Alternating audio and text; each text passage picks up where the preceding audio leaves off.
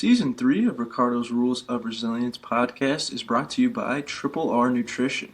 Triple R Nutrition offers you top-of-the-line supplements while supporting a worthy cause. Triple R Nutrition is partnered with Wired Envision in El Salvador, so part of their proceeds go towards helping support their mission in El Salvador. So you can make sure that you're maximizing your potential while supporting a worthy cause. Go check them out. Hey, listeners of Ricardo's Rules of Resilience podcast. Thank you guys for tuning in and making seasons 1 and 2 of the podcast so special. We're looking forward to season 3. We got tons of exciting new guests on for the podcast. It's going to be a really great season 3, so stay tuned for that. We want to make sure that we are offering the best product for you guys. So for that reason, we have a survey for you guys to fill out. It'll be in the description of this episode, so make sure that you're filling that out. When you fill out that survey, your name will get put into a raffle for a tub of Triple R Nutrition protein.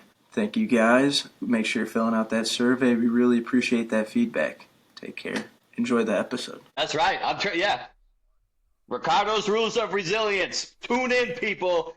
Every episode is impactful. You become more burly just by listening. Let's go.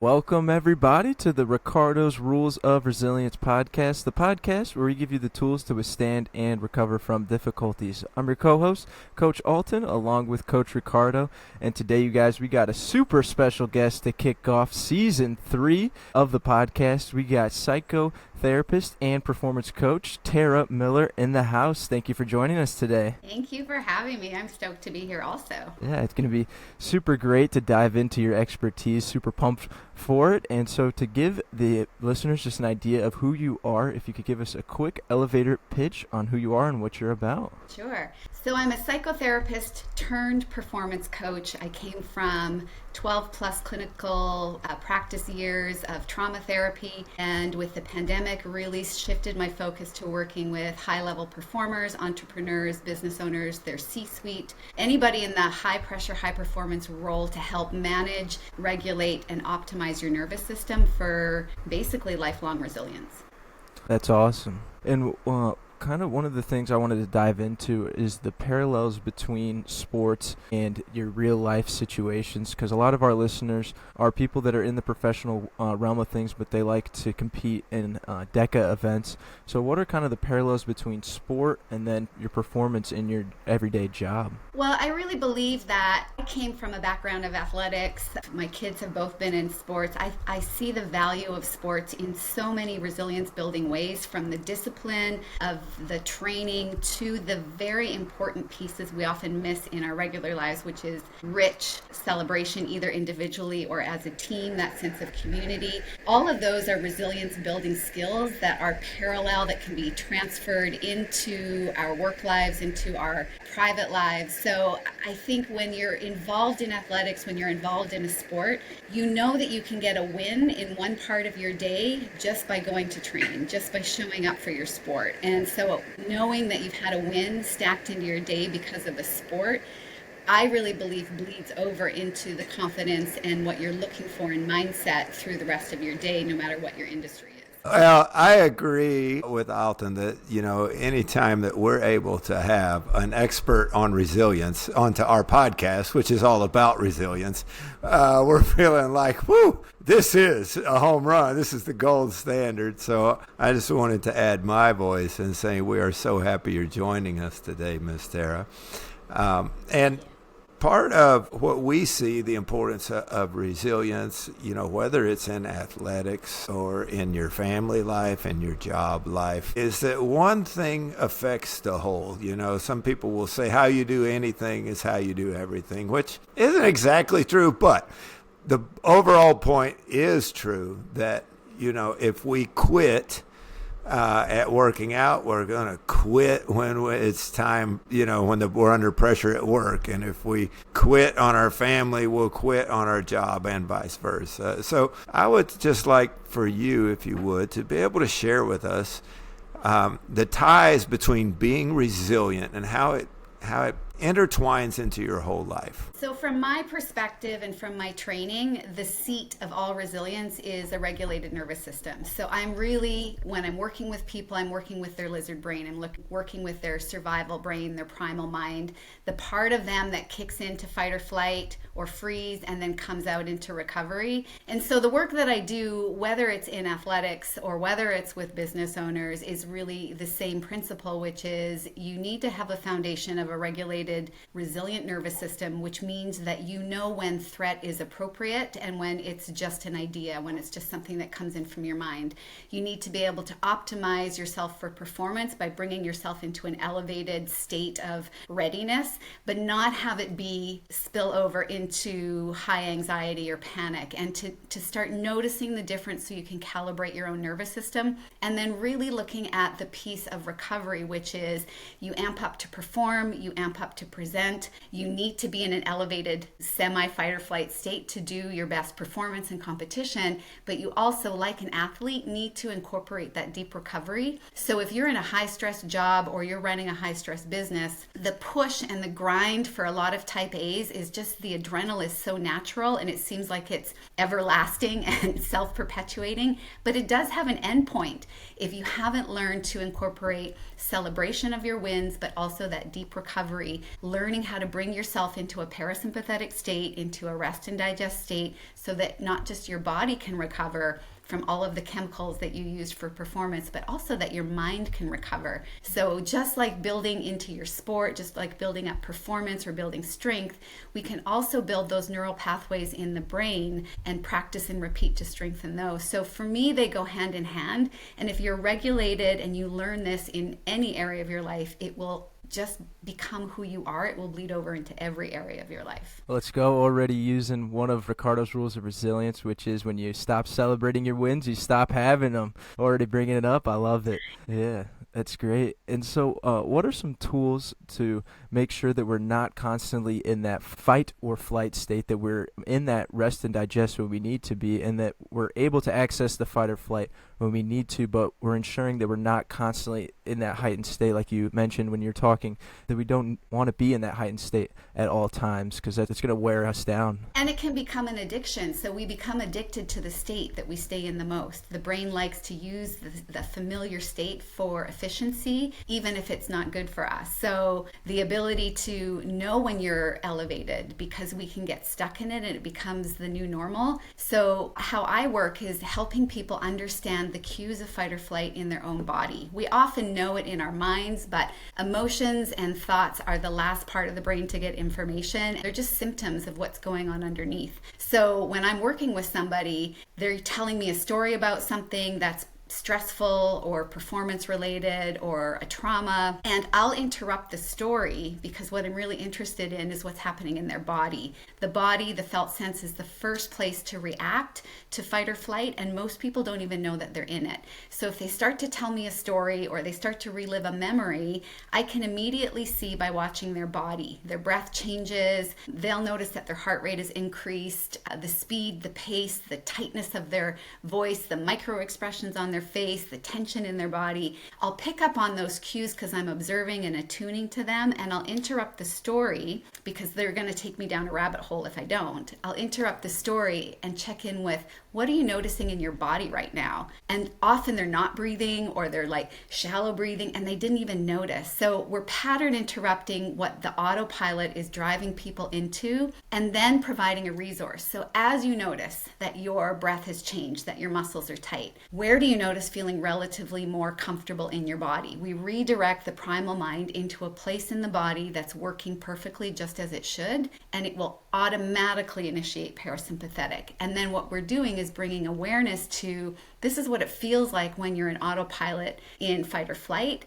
And now we're going to show you that just quickly within your own body, you can come back down to parasympathetic, and we're going to track it. How do you notice that your breath has changed? How do you notice that your posture has changed, or that the pace of your speaking has slowed? When people bring what's unconscious into consciousness, and Carl Jung was famous for saying this, it already creates change, but it gives them a sense of, I have control over the state that I'm in, and I can calibrate it at any time I want on demand. Because we do have that capacity. If we just start to learn how the autopilot is showing up in that fight or flight, we can interrupt it and then redirect it into a rest and digest. And the more we practice it, it's a muscle that gets stronger, and you just start doing it automatically. What a beautiful process to guide people, as you said, from what is in the unconscious to the conscious. Because with those things floating around under the surface, they come bubbling out. And we often, very often, we're assigning them the wrong cause, right? We look around and we see, oh, well, that must be because of this or just because of this. And we grab on, our minds latch on to whatever we are conscious of to explain it away. And the trouble is we've 9 times out of 10 or more grabbed on to the wrong thing. So how do you identify that? What would be a question you would guide someone to ask themselves as they start to notice their elevated state? So sometimes the story doesn't even matter. It's just a habit that we're going to train out of the nervous system, and showing them where they have resource in their body, but also in their mind, in visualizing, a time in their life that they felt amazing, a time in their life they felt the most confident, a big win, a perfect vacation. And as they tell the story of those resourced memories that they have, their brain lights up as if it's actually happening, and it floods the body with chemicals that support whatever that state is. So we use a lot of the body to tune the nervous system, but also the mind. But we direct the mind into positive, winning, historical moments or goals, because without that, the brain, like you said, will latch onto something to try and find meaning of why we're feeling the way we're feeling, and it will almost always go to a negative bias of something that we've already experienced from our past that we've created some identity around. So the process that I work with is, we're doing these simple exercises. I'm guiding people through their, what's happening in their nervous system and in their bodies. But what we're actually doing is also helping people take the focus off old identity, old stories, and moving into creating a sense of confidence in this moment and controlling their own state and inner experience, but also building forward, which is less tricky than trying to just reframe everything cognitively or helping people unpack all of their old stories. We really want to look at moving forward and moving people into a different identity that is all about success and being able to be in control of themselves. I absolutely love that. And one of our season 2 guests, Robin Leggett, talked about how she reframed her story. Her whole life she'd been told that she wasn't an athlete. She was the last person picked when they had sports and during PE and stuff such as that, and she kind of associated with that stuff. She really took on that nerd identity, but later on in life she was able to reframe that, and she works with DECA, which is a fitness company, and she does crazy stuff like does DECA Fits on roller skates. Now she does all sorts of cool stuff such as that, and even got involved in roller derbies. And also I love how I believe David Goggins talks about it, the cookie jar. You got to reach into those old memories of your success and stuff such as that. So what's the best way to kind of develop that cookie jar? Make sure we got some nice, tasty double chocolate chip cookies in the cookie jar for us. Call it the history of victory. So people want to journal and they kind of want to regurgitate and vomit all of the pain in their mind to try and get it out. But I actually encourage people, if you're going to journal, if you're going to spend time in focus on what you want more of. That's how you train your unconscious mind to look for more of that in your life, but also retrieve more of it from your memory. So that's a big part of it, which is if you're going to journal, sit down, even at the end of every year, it's a good time to do this, is write down your victories, only your victories, not the suffering, not the pain, not the challenge, not the losses. You don't need to learn more from those in this moment. What you need to do is start developing a bank, that cookie jar of victories and wins. And every time you catch yourself going into an old story of an old identity that you don't want anymore, you pattern interrupt that and you force yourself to go into your cookie jar and pull out a time where you felt exactly the way that you want to feel in this moment. And then you build on that with creating new identity for the future. You have to become the next person of your life before you actually will develop into that next person of your life. So you got to create it in your mind first and then give detail to it. Notice what happens in your body as you're thinking of yourself as a different person, because we have the ability to change so much of our personality, so much of our capability just by thinking in a different way and connecting it to the excitement or the relaxation or whatever state we're in our physical body. I once heard a neuroscientist, and as you're speaking, this just it's banging around, it's screaming in my head. I have to let this out. But I once heard a neuroscientist say that what we pay attention to, we remember, and the more we remember, the more ingrained it becomes. So that sooner or later, the only future we can envision is the past we've already lived. And so I know it's something of an oversimplification, but working with my resilience clients, I'll talk about, you go up on a hill on fresh fallen snow, and you're going to sled down, and the first time you go down that path, you're plowing that new path. And then you go up to the top of the hill. Well, what's the easiest path to go down is the one you already made. And pretty soon that snow is all packed down and you're just zipping down that. And if you're not careful, the sled will take off before you get your butt in the seat, right? And so that those pathways in our mind can become the same way. They're just firing off. They're well-worn pathways. And, similar to when we first start driving and both hands on the wheel, and now, 20 years later, you're doing makeup, talking on the phone, and shifting gears all at the same time, right? So that can be how well ingrained those pathways become in our brain. And so when someone's really battling, this identity of history, as you said, versus the future, what would be some of the things that they need to rewire to get that sled to go down on some fresh snow? What would be some thoughts or questions to help them redirect that sled? Yeah, well, what you're talking about is the concept of firing and wiring, that how neurons that fire together wire together. And so every time when we have an experience, we have neurons that fire up and then they hold hands and wire together. And then every time we tell the story of that memory or we think of that memory, the same thing happens. And then we're also getting the chemical flood of the same experience in this moment that we had from that moment. And the more we relive those events, the tighter the firing and wiring is. So it's like you said, and when we talk about it in my work, it's,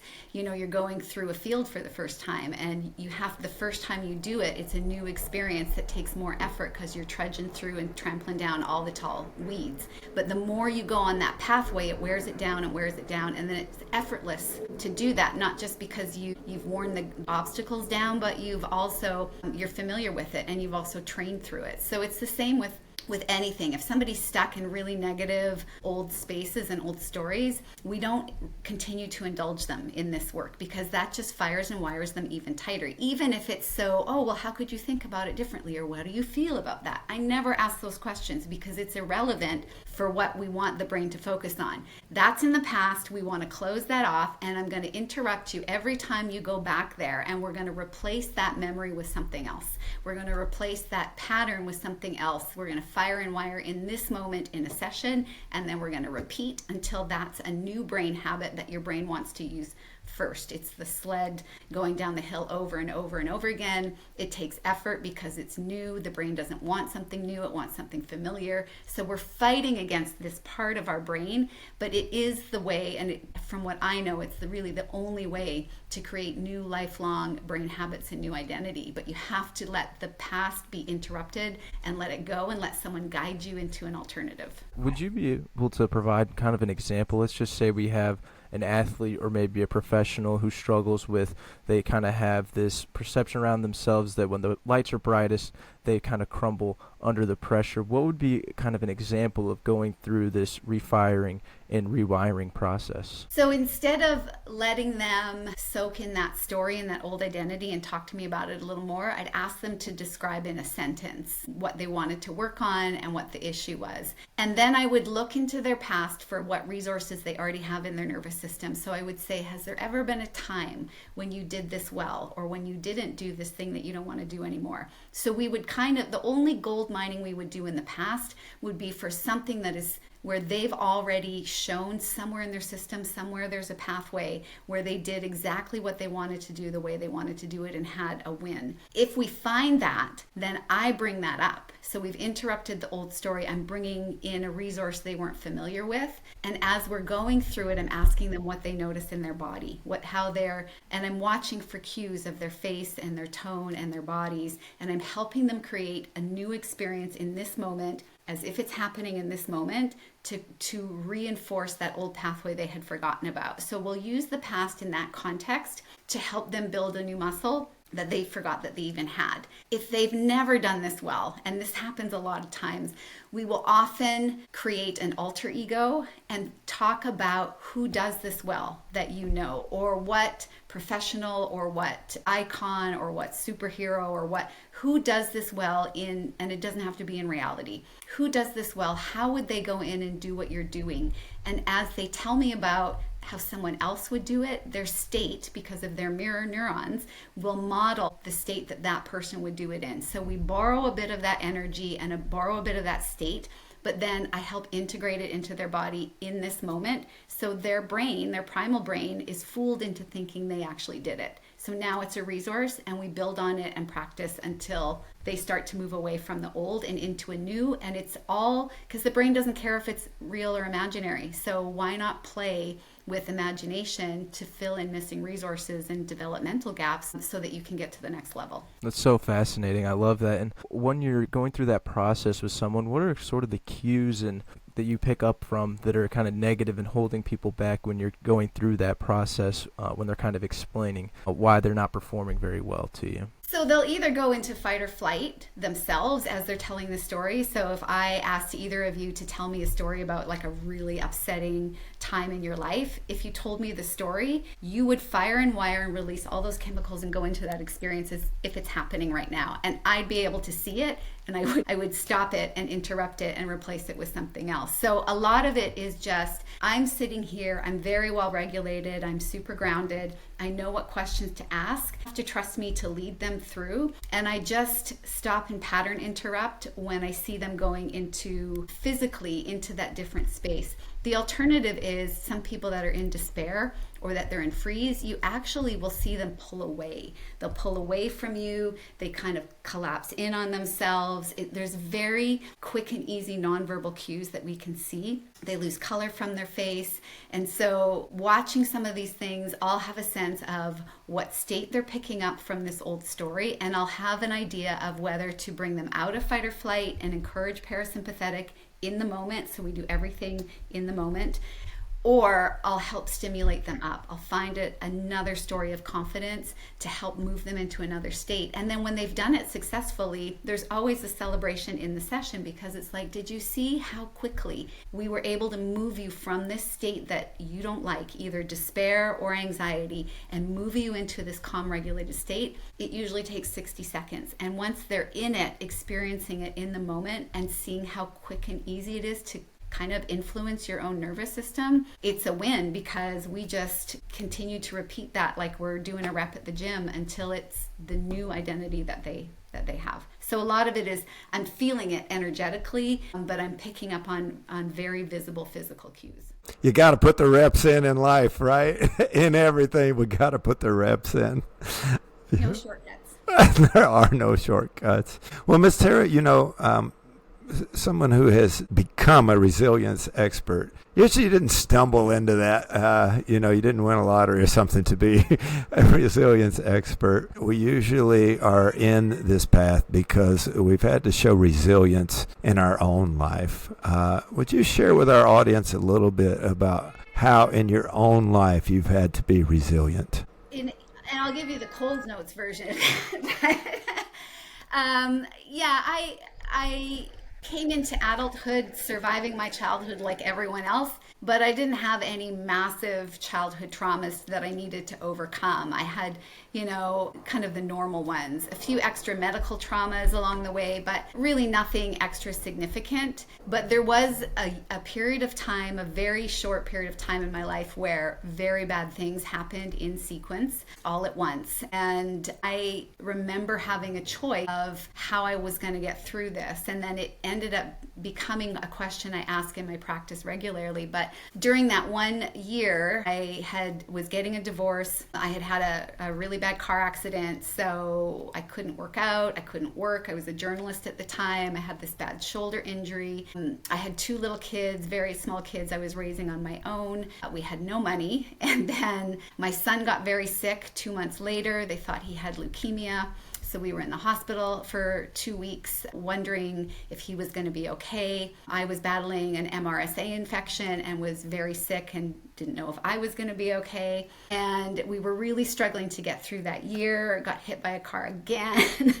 And then it looked like we were going to survive the year, because you can survive things just by waiting them out, because life continues on. And if you just outlast the thing, you can survive that. That is kind of our natural resilience. But at the end of that year, the divorce was finalized, and then my ex-husband committed suicide. And so he had put a ton of debt onto the home that I had paid him out to raise the kids in. He took his life, and I was left in a state of poverty and despair and so much trauma. And the ways that were offered to me to help and heal were drug therapy and welfare. And I had a moment where I remember digging into the deepest part of myself and saying, how do you want to get through this? Because you have these 2 little kids looking at you. They need a hero and no one else is around. So what are you going to do? And I took that energy of that defiance of like you are not going to knock me down on this round. So I took that, and I was able to see the right person that did what I'm trained in, this self-regulation therapy, working with the nervous system. I saw her for a year going through these practices similarly for the things I had just been through in that year. And I was able to come out of that medication free, able to work out and be active, able to work, doubling and tripling my income from that point on. And I just changed who I was as a process of the pain, because I made a decision I was going to come out stronger, which I now know is post-traumatic growth, as opposed to being labeled with PTSD and feeling victimized by the circumstances I had no control over. So it was a choice. I had a moment to make a choice. I was lucky enough to be set up with somebody that created this wonderful modality that helps heal people from those things. And as a result of that, and the settlement from a car accident, I was able to go put myself through my master's program at Gonzaga, and then start making meaning of the things I had been through to help other people have more hope and resilience and a different outcome in their future going forward. So I never wanted to be a therapist. I really didn't want to be a coach unless I was going to be working in sports.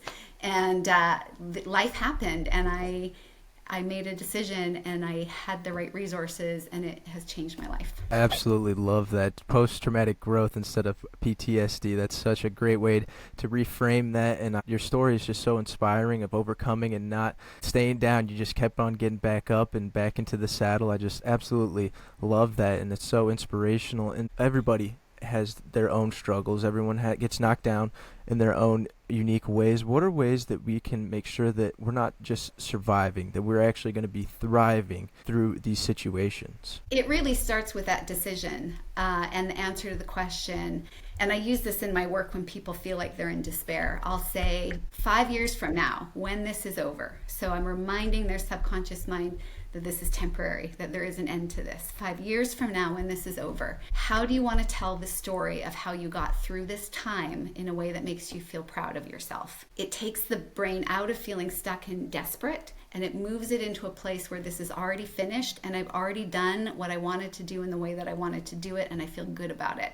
So we're just playing with the state. If you're in that state, you have more resources available to you internally as far as fortitude, but also just in looking for things and people and resources that are going to help you through this time. You can go into a creative state by asking that question. So anybody that feels stuck, that would be the question that I would prompt for them. When this is over, how do you want to tell the story of how you chose to get through this? So this is temporary, you have a choice, and you can get through this better than what you imagined. Even just the knowledge of that and having somebody reflect it and reinforce it and say, what do you notice in your body as you tell me this? It's a whole different ballgame from that state versus the state of, I don't know how I'm going to get through this. Life is terrible. It's not fair. It's valid to feel this. It's also better to feel this. So I'm just helping people move into a place where they can actually have more resources to make better decisions to get through the tough things that they're going through. I really appreciate your willingness to share vulnerably with us and with our audience, because so often people will hear what you just said and write it off. And what does this lady know? That's psychobabble. She learned that in school someplace, right? And to know that, no, actually, you have been through plenty of hell to be an expert on this, right? And so when you're telling them, when you're giving them tough medicine, the medicine doesn't always taste good going down. And when you're giving them tough medicine, that they can know, actually, you know this by experience. This really is the truth. And if you'll take some hard advice and take the nasty tasting medicine, it will get better. It's amazing how similar what you just said is to one of Ricardo's rules of resilience. Is instead of asking, what if I fail, ask, what if I succeed?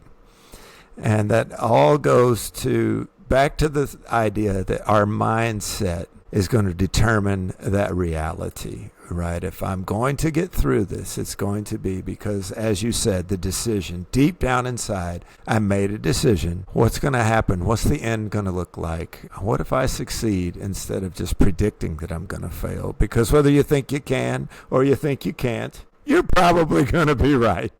Could you just give us one story of a client that was able to do that against all odds? Of course, I'm not asking you to violate anyone's confidentiality, but in the most generic terms, would you just inspire us all so that anybody listening to this would be able to hear their story and think, oh, well, if they did it, maybe I could too? I have a great story. It's actually a case study that I was able to get published in a journal, which was, it's in my history of victories, because it's so hard to do that when you don't work for a university and have a PhD. But it was a profound story of a woman that had come to me, a former nurse. She had just been released from the hospital for a manic episode, had multiple psychiatric diagnoses, and was referred to me. And it was one of my early clients over a decade ago. And we did this work, and it was really just to be able to get her to not have to go in and out of the hospital for psychiatric care. And what ended up is we did some work, and within 12 weeks or less, she was approved to go back to work because she was so stabilized. And she was able to drop from 6 different medications down to 1 because she was so resilient and so stabilized. Her nervous system continued to expand in this way, continued to regulate. She really latched onto the work. We worked together for about a year, and then in the 2-year follow-up, not only had she gained a nursing position back, kept her medications just down to 1, she was able to get married, start a family, she was promoted. She had a life within 2 years that from childhood on, with all the trauma she experienced, never existed in her mind that was possible for her. And it was just a matter of one person sitting down, working with her nervous system in this really slow, kind of excruciating way sometimes. But we changed her brain in a way that impacted every part of her life and sustained it. So it's probably one of my most exciting and especially early in your career, to see the possibility that human beings have to recover and to rebuild and to revamp who we even are beyond what we thought we were capable of. To me, that's the most exciting part of working with the brain, and that would be one of my probably most profound, significant stories. It's so great to hear those real life stories and just know that it is possible. Like we are resilient as humans, and we can overcome so much more than we could ever imagine, and it's so great to hear. And it's also great to hear coming from a professional that these Ricardo's rules of resilience, there's some validity to them, that they're not just made up and scribbled down on the back of a shirt. It's awesome to hear you bringing the more of the scientific and the research behind it. And so for people that are looking for some practical ways to get into that ideal performance state, what are some simple things that can help you get into that elevated state that we were discussing earlier? So knowing what state you're in first helps, because then you can go, do I need to go up? Do I need to come down? So knowing your baseline, knowing how to get yourself into that calm, confident state, whatever tools you use or any of my tools, knowing that you can get yourself into that state and start at what I call baseline. You're at that nice state of readiness where you're not sleeping, but you're not engaged. And then thinking about what state you need to be in. So Tony Robbins talks a lot about state changing and has tricks and tools for how to do this with NLP, but it's really acknowledging the state that I need to be in for performance is, and then usually going back to when you had a great performance. And then you thinking about in that state, when you had this perfect state before, who was around, what was the scenery like? You want to grab all the details you can. What did the gym smell like? What did who was there to support me? What do I remember about the lights and the smells and the sounds? And what do I remember about how I breathed in that moment, how I felt in that moment? Taking yourself back to that memory of resource where you were exactly how you need to be now, and thinking in detail and talking in detail about exactly how it felt and what you remembered and how you breathed and how your energy felt and where you felt the strongest. And like you can just build on the story with a buffet of options for people to start reliving one of their highest, peak emotional experiences as they talk to you about it and tell the right story. It fires, it wires, you get all this chemical flood, and it naturally elevates your state. Then bringing awareness, what do you notice in this moment? I feel the way I felt there, I breathe, and then you can just send people off. You do that little power session right before someone goes off to perform, and they're in the right state with very little effort because it's already in there. You just grab that neural pathway, you fire it up, light it up in their system, help them connect to it, and then send them off, and they'll perform better. When I do it with business people, they'll do a webinar right after we do a power session, and they make 30,000 more in that webinar than the ones where they just rolled into it on autopilot. So allowing yourself to be coached by somebody that can get you into that state, and then actually taking action on it, and then making that your fire and wire. So you want to know what state you're in this moment and what state you need to be in the next. And then you grab a resource to put yourself in that state, whatever it might be. I so appreciate that practical advice. And in a moment, our listeners are going to get a chance to connect with you in case that's really what they want to do, because listening to this, I don't know who doesn't need this. You don't have to, Yeah. I mean, this is incredible where life happens advice. And in a moment, our listeners, we want them to know how they can come get more Tara Miller in their life. But, we always spend time ahead of each episode preparing for our guests and, trying to know the right things so that we would elicit the very best of what you have to offer. And even with our efforts, we sometimes still don't ask the question that you wanted us to ask because there was something on your mind or heart that you would want to share with our listeners. So what question didn't we ask today that you would like to answer and share with our listeners? Oh, that's a great question to ask me, because you asked so many of the good ones, and I didn't know there'd be so many connections with, the flow of conversation with what your rules for resilience is. I think you asked all the questions. I think the biggest focal point that people can take away or understand is that every thought that you have, every story that you tell has a corresponding chemical reaction in your body and lights up neural pathways in your brain to elicit those. And so to be careful of what you believe, what you repeat, what you consciously think about, because these things are happening on autopilot and they can be incredibly toxic to us. They can self-medicate us in the wrong direction. So the capacity for people to readjust, to connect with their body, to connect with their conscious mind and be disciplined about what they're feeding it and allowing themselves to let go of the past so that they can have a different future. It inoculates you against certain stressors by helping you increase your tolerance. The goal is experience every emotion and experience that life is going to bring to you and know that you can tolerate it. Everything's temporary, but you can tolerate the highest highs in full celebration, and you know that you're going to be able to carve in and get out of the lowest lows. And it's not as hard as people think. It doesn't take years of therapy. It just takes the right approach and somebody that's willing to do something different. So those would be the only other things I would add to that. Thank you so much. I just wanted to add, because many of our listeners are spiritual people, not all, but many are, and there is a direct tie-in there. As you've already mentioned, many of the things you've said tie in with our rules of resilience, but what you just shared ties in with the teachings of Scripture so well, to be transformed by the renewing of your mind, to not think on the things below, but to think on things above that are pure and peace-loving, right? To guard your heart because it is the wellspring of life. So much of what you said comes from, and the Scripture does this all the time. I see this all the time, where modern science confirms the ancient wisdom of the Scripture. I just wanted to point that out. I love that tie-in. Thank you. You're absolutely right about that. It does.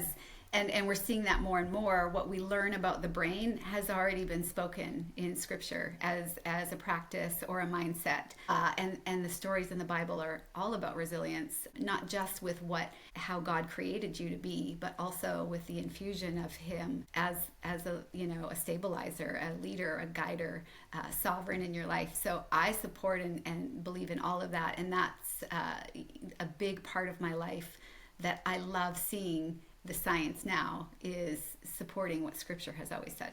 Yeah, and to add on to that, one of the things that I recently learned about is you want to be aligning yourself and thinking vertically with the things of heaven and focusing on things with God rather than thinking horizontally like, oh, what is everyone else doing?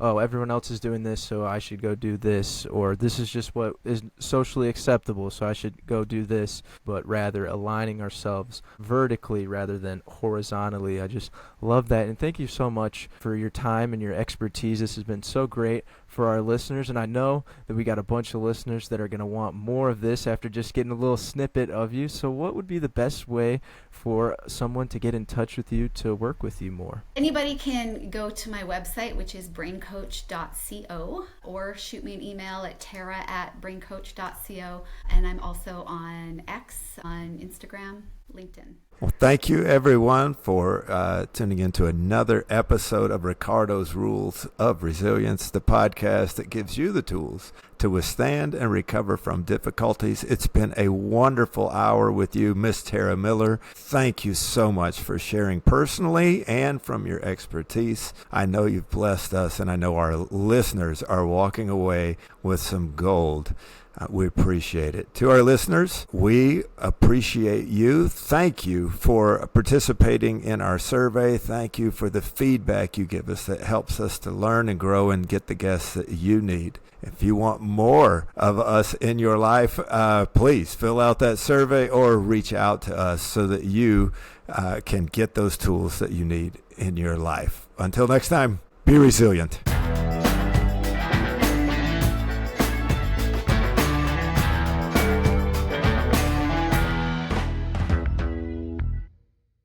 Season 3 of Ricardo's Rules of Resilience podcast is brought to you by Triple R Nutrition. Triple R Nutrition offers you top-of-the-line supplements while supporting a worthy cause. Triple R Nutrition is partnered with Wired Envision in El Salvador, so part of their proceeds go towards helping support their mission in El Salvador. So you can make sure that you're maximizing your potential while supporting a worthy cause. Go check them out.